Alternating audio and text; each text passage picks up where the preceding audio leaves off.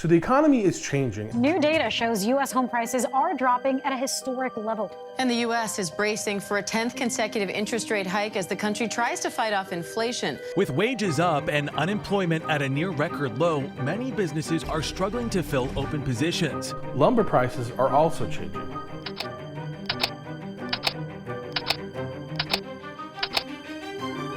Stick around and I'll explain what's going on.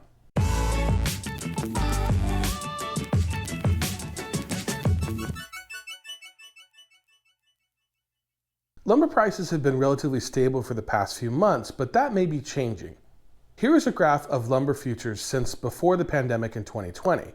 You can see that there were wild swings up and down as we struggled through mill shutdowns and then huge demand spikes, and then shipping and other logistical challenges and even labor shortages. But if we look at the past few months, we can see that things have evened out a bit. So let's talk about what's coming next.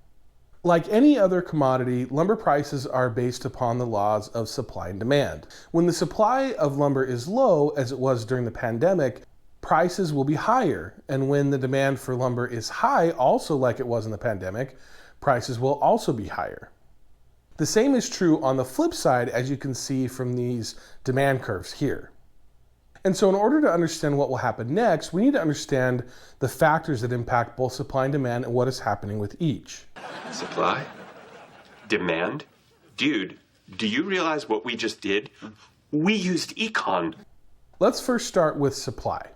The supply of lumber is influenced by a number of factors, and the easiest way to visualize it is by thinking about the lumber supply chain. The first step is cutting timbers. Then the logs are transported to the mill for milling. From there, they're loaded into kilns and dried and then transported to your local lumber yard where they can be purchased. At the first step, there are some pressures on supply. Wildfires can destroy productive forests. Insects like the mountain pine beetle can kill large swaths of forest, and forest mismanagement or overlogging can create a lack of supply. Now, here's where there's some good news. Our forests are generally managed pretty well, and there is little risk of overlogging or running out of the supply of raw timbers anytime soon. Additionally, the 2023 fire season in the US has been extremely mild. This was due to a very wet winter and a mild spring and summer in most of the western states that are prone to wildfires. In fact, here is a graph of data from the National Interagency Fire Center comparing this year's fire season to the past 20 years. Now, the year isn't over yet, but the worst time of year for forest fires has almost passed, and we're trending to have one of the safest wildfire years in decades. Now, that is in sharp contrast to what is happening in Canada. Canada has had a very hot and very dry spring and summer, which combined with the dead trees from beetle damage has left forests very vulnerable. Here's a graph of wildfires in Canada over the past 20 years, and you can see it shoot up drastically in 2023. The crazy thing is that there are still over 700 wildfires burning in Canada right now, and 253 of them are uncontrolled. When I put the US graph and the Canada graph together on the same scale, it becomes even more drastic. Now, the reason that fires in Canada are so damaging and out of control is that they're burning in areas that are very remote, and so they're very difficult to fight.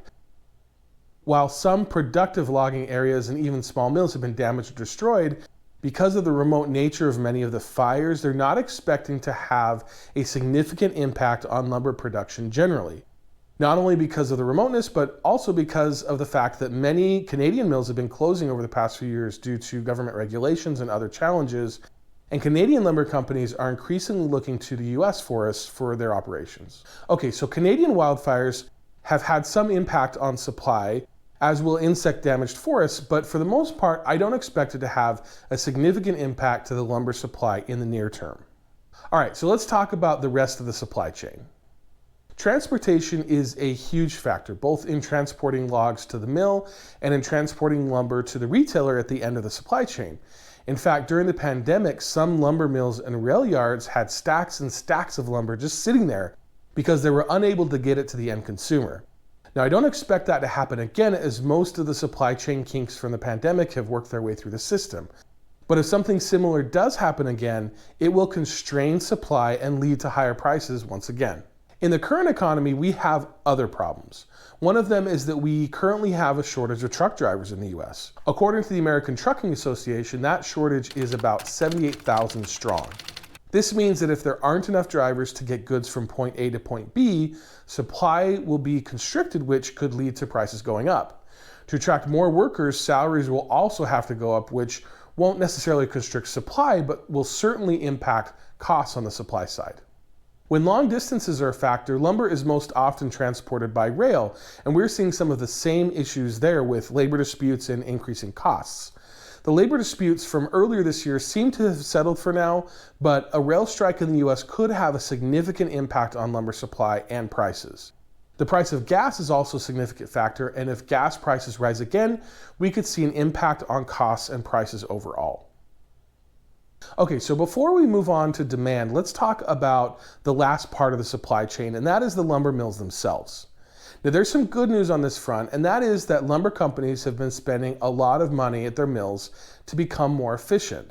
This has the potential to increase their output without necessarily increasing their costs. If prices fall too low, however, some lumber mills may not be able to afford to operate and may have to shut down or implement what they call curtailments and reduce their output to save on costs.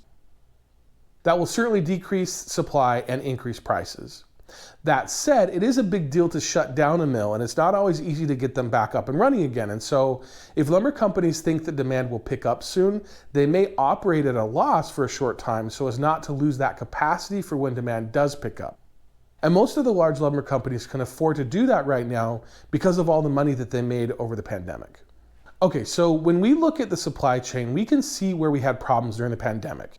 It was mostly at the point of transportation to the end user because of the failures of the supply chain across the entire economy. At this point, that has mostly been worked out, and I don't expect there to be the same problems going forward.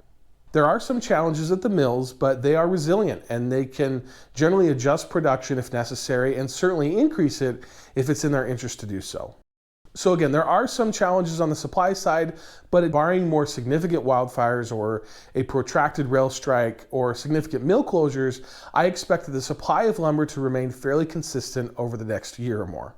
Now, before we talk about demand, I just want to take a second and say thank you so much for watching this video. I put these videos out to hopefully educate people, to give you my thoughts on lumber prices and where they're headed.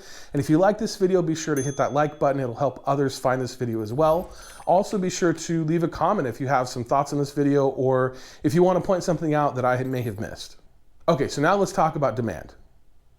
Lumber is used for a lot of different things, from plywood to framing lumber, from pulp for paper and cardboard, to wood chips or even biofuel. We use most of that lumber domestically, but we do export a small amount to other countries.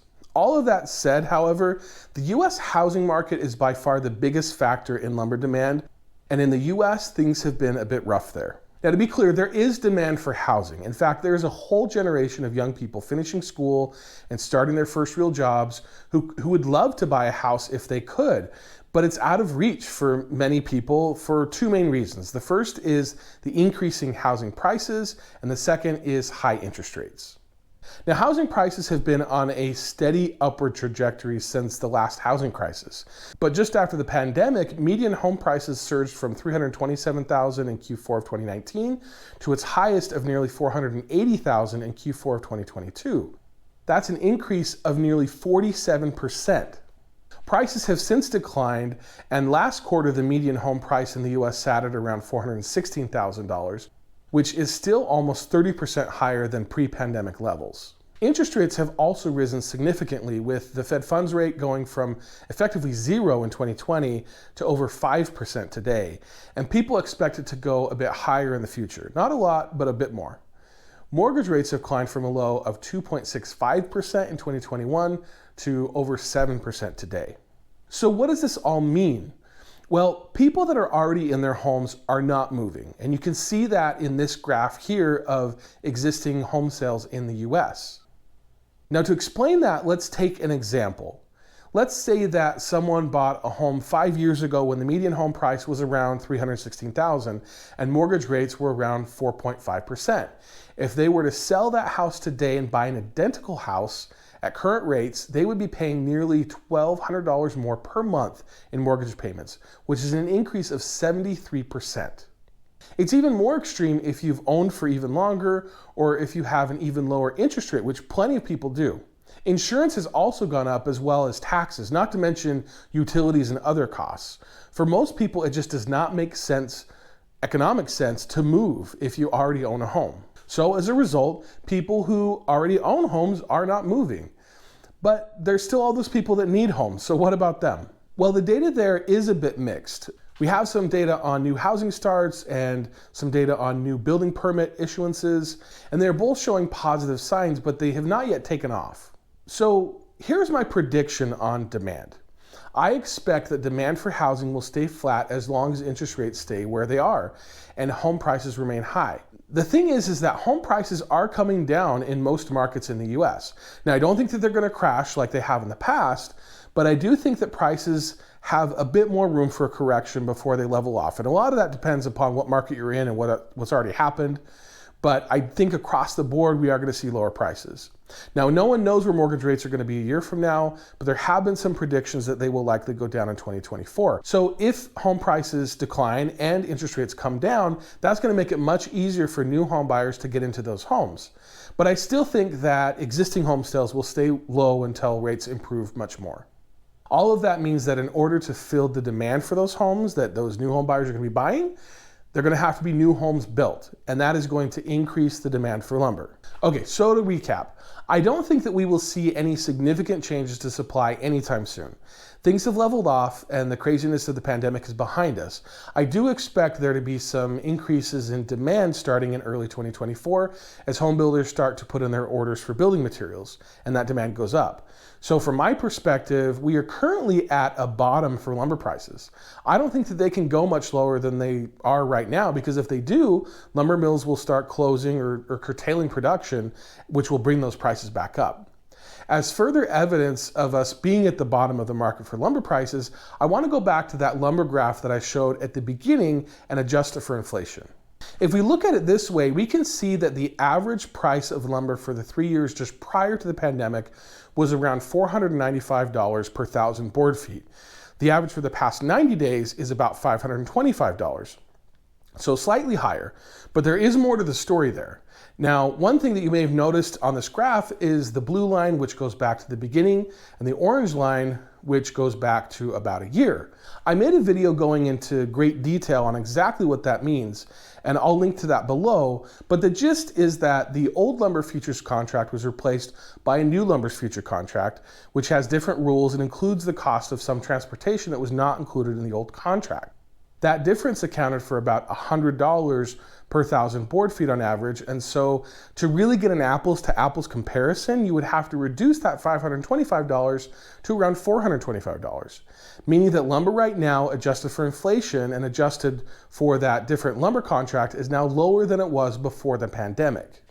Now, I know it doesn't feel like it, as prices still feel high, especially for some sheet goods that haven't really come down to pre-pandemic levels.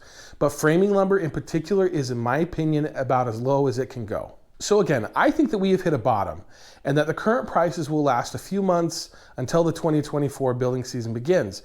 After that, I expect lumber prices to rise. Now, the best way to know and to predict what's going to happen next is by having good data. And unfortunately, a lot of the indicators like lumber futures that we use are a bit lagging.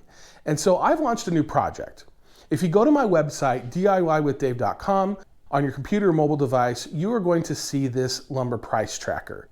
Now, whenever I go to a hardware store, I always take a look at lumber prices to get an idea of where prices sit. I even visit some stores in other places as I've been traveling and have gathered pricing information from places like Los Angeles and Santa Fe. But I can't be everywhere. You, on the other hand, are everywhere. And so the next time you're at the hardware store or your local lumber yard scoping out the prices, pull out your phone and go to DIYwithdave.com and fill out this form to let me know what prices are doing where you're located. I will aggregate all the results and share them here to give you all insights on where things are headed across the country. So with that, thanks again for watching. Hit that like button and subscribe to my channel, and I'll see you in the next one.